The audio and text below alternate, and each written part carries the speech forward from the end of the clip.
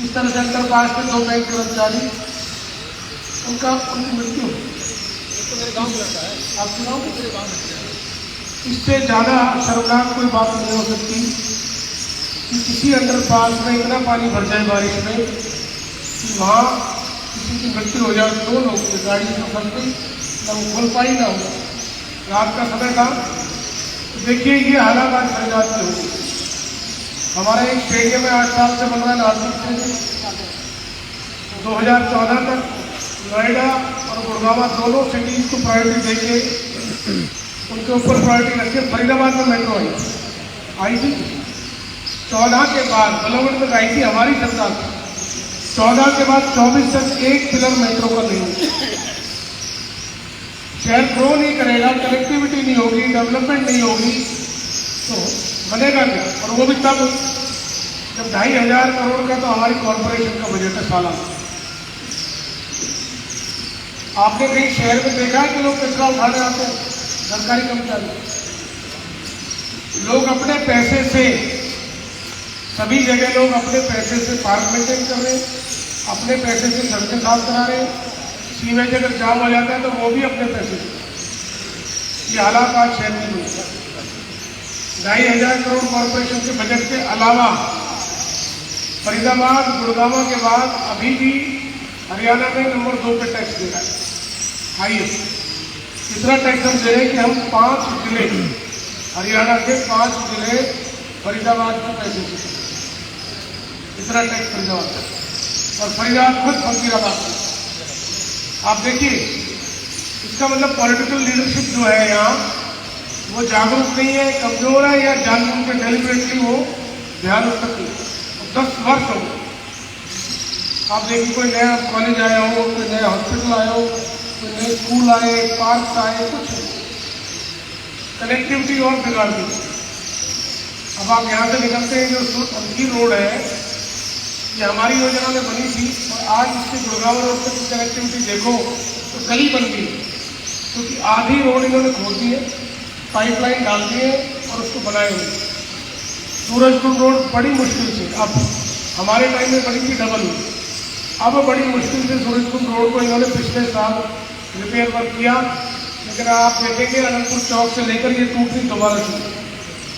इसका मतलब ये है कि सड़कें 1 साल में नहीं चल रही तो 50%, 60% जो घोटाला जो नगरों में चल रहा है वो सड़कों में खाएगा। ये हालत है स्टेट की हालत। अगर आप देखें हरियाणा की तो 5 लाख करोड़ का कर्जा, आपको मालूम है हरियाणा तो 5 लाख करोड़ का कर्जा है।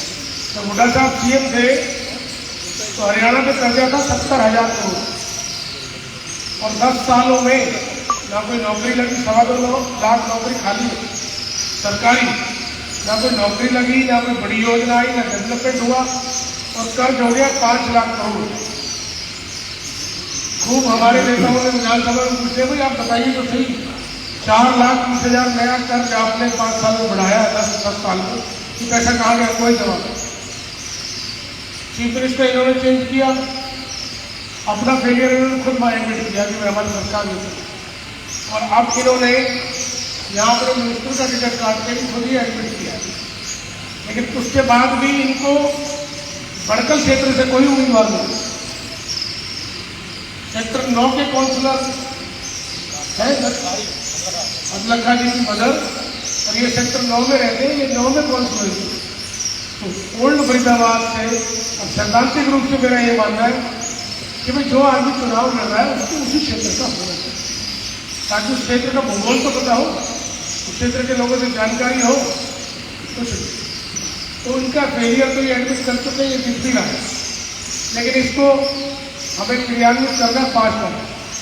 तो मैं तो आपसे यही अपील करता हूँ कि आने वाली 5 तारीख को आप अपना आशीर्वाद मुझे दें।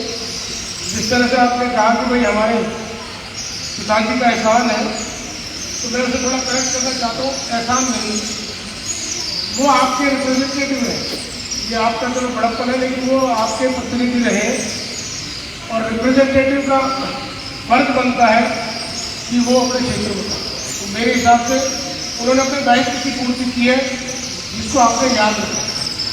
अब 10 वर्षों में जो रिप्रेजेंटेटिव थे उन्होंने दायित्व की पूर्ति नहीं की, इस वजह से ये मन में आ जाती है बात कि भाई तुलना जवाब दो। तो मैं यही चाहता हूँ कि मैं भी इस योग्य बनूँ कि एक दफ़ा आप मुझे कहें कि भाई जैसे आपके पिताजी ने हमारे कहने से हर कार्य किया ऐसी मैं भी हर करूँ। तो अगर सरकार बनती है हमारी तो हमारा आप मिलकर फरीदाबाद को वापस, बड़कल को वापस नंबर 1 बनाए। तो कभी था इंतजार, ऐसा नहीं, लेकिन आज नहीं। और उसके लिए हमें क्या करना पड़ेगा, वो रोड मैप हमारे पास तैयार है। तो सबसे जो ज़्यादा बड़ी प्रॉब्लम फरीदाबाद में आज ड्रेनेज की है, सीवेज की है, वाटर लाइन की है। और जब तक इसका जीर्णोद्धार नहीं होगा, दोबारा से हम नई लाइन नहीं डालेंगे। वो हमने रोड में बना रखा है, अब हम टनल्स डालेंगे कम से कम 6 फीट। जो हमारे बड़े रोड है उनमें कम से कम 6 फीट की हमारी टनल्स होगी, ताकि आने वाले 50 साल इस शहर में आपको जल भराव, सीवर और वाटर की प्रॉब्लम नहीं आए। और जो इंटरकनेक्टेड जो अंदर हमारी गलियाँ हैं वो 1.5 फीट की होनी चाहिए, 8 इंच और 6 इंच, और मेन वाली 12 इंच 15 से ज़्यादा नहीं। वही एक कारण है जितने हमारे नाले हैं वो सारे ब्लॉक कर दिए, उनकी कोई सफाई नहीं, ज़्यादातर में क्लोज है। वेस्ट मैनेजमेंट के प्लांट अगर आप देखें उसके बगैर कोई शहर ग्रो नहीं कर सकता।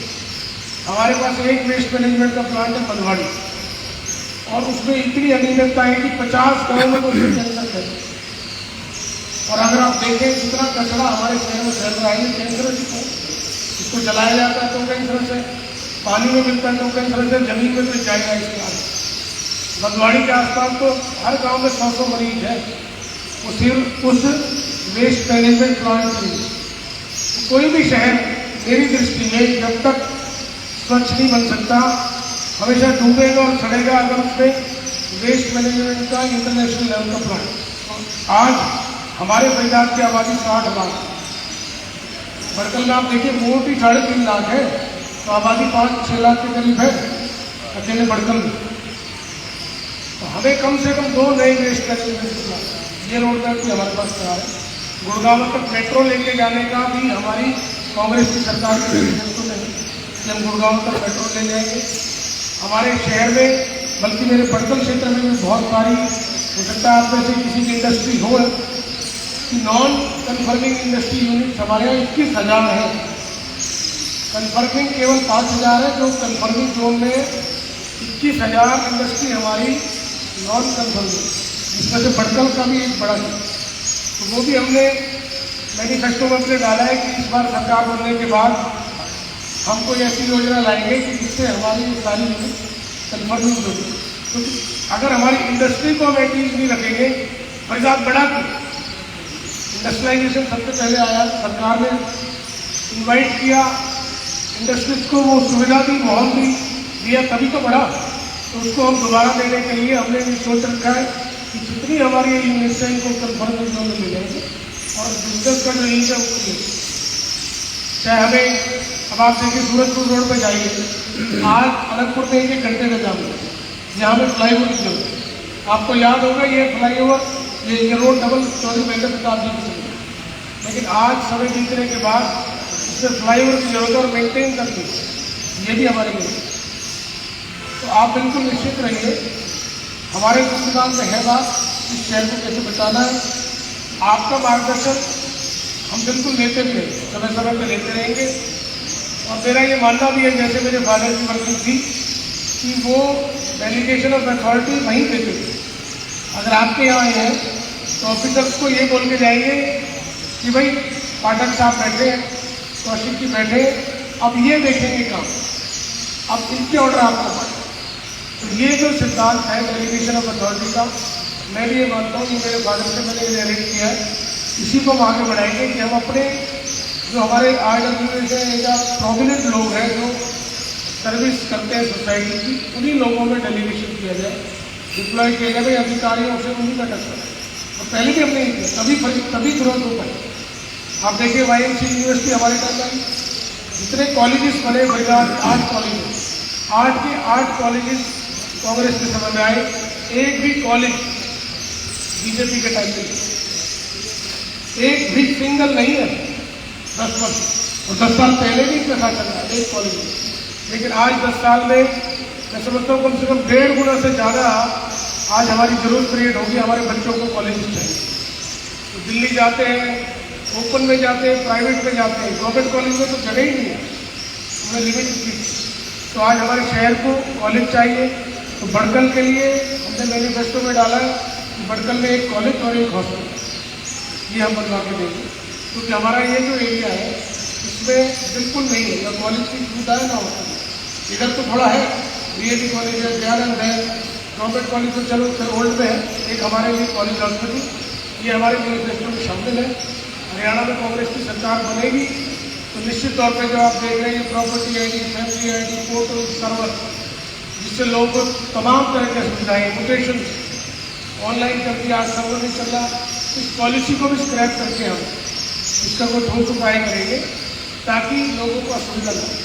ये सारी प्लानिंग हमारी है मैनिफेस्टो में, लेकिन आपका आशीर्वाद, क्योंकि मैं देखता हूँ सोसाइटीज के लोग ज़्यादातर पोलिंग कम है, 40-50 मैक्सिमम, क्योंकि कैलकुलेशन बहुत जल्दी हो जाती है कि 2 दिन की छुट्टी है, 2 दिन और ले लो तो 4 दिन घूमने जाते हैं। प्लीज़ मेरी ये रिक्वेस्ट है आपसे कि इस दफ़ा ये कैलकुलेशन कीजिए, क्योंकि अब हरियाणा को, फरीदाबाद को और बड़कल को बचाने में चुनाव परिवर्तन का है, सरकार में शामिल होने का है।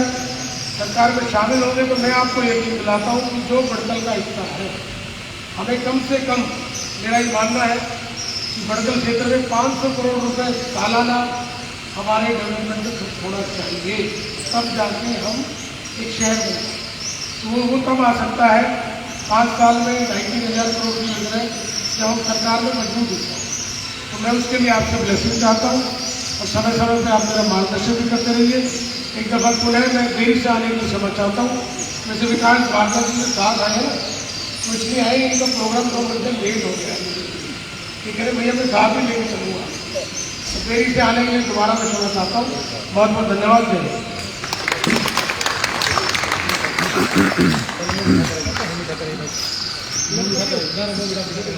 नमस्कार, जब आप पहुँचे हैं सेक्टर 1 में और देखिए विजय प्रताप जी पहुँचे और तमाम लोगों ने प्यार दिया, साथ दिया, समर्थन दिया। जीत के लड्डू खाते हुए लगता है नजर आ रहे हैं, क्या नहीं? आशीर्वाद लेकिन लोग कह रहे हैं कि वक्त जो है विजय प्रताप जी को मजबूती से चुनाव